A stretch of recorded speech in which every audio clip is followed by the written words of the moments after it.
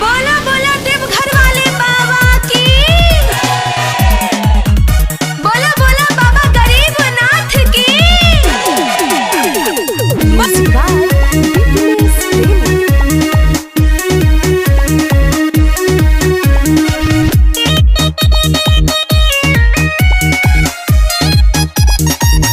बनी के कवरिया जलवा चढ़ाई हम सोजात बानी हो। बनी के कवरिया जलवा चढ़ाई हम सोजात बानी हो। ऐसा हो देवरू के लेके देवा घर जात बानी हो। राजा हो देवरू के लेके देवा घर जात बानी हो। बोलिए शंकर भगवान की। प्रेम से बोल दो बाबा भूतनाथ की।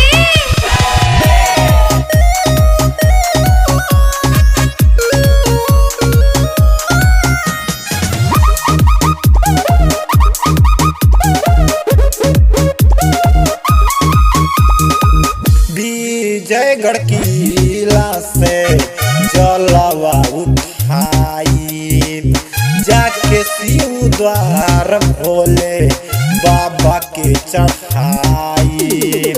विजयगढ़ किला से जलवा उठाई जाके शिव द्वार भोले बाबा के चढ़ाई। केतना बताई बतिया तोहरा से रजऊ बहुते आज खुश बानी हो। ऐसा हो देवरू के लेके देवा घर जात बानी हो। राजा हो देवरू के लेके देवा घर जात बानी हो। प्रेम से बोलो शिव शंकर भगवान की।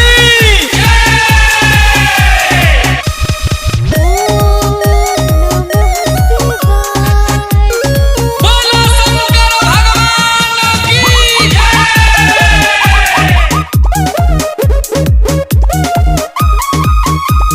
धीरज सुरीला देवरा मिलल बाटे सही। पूजा पाठ में ना कमी करे देला कहीं। धीरज सुरीला देवरा मिलल बाटे सही। पूजा पाठ में ना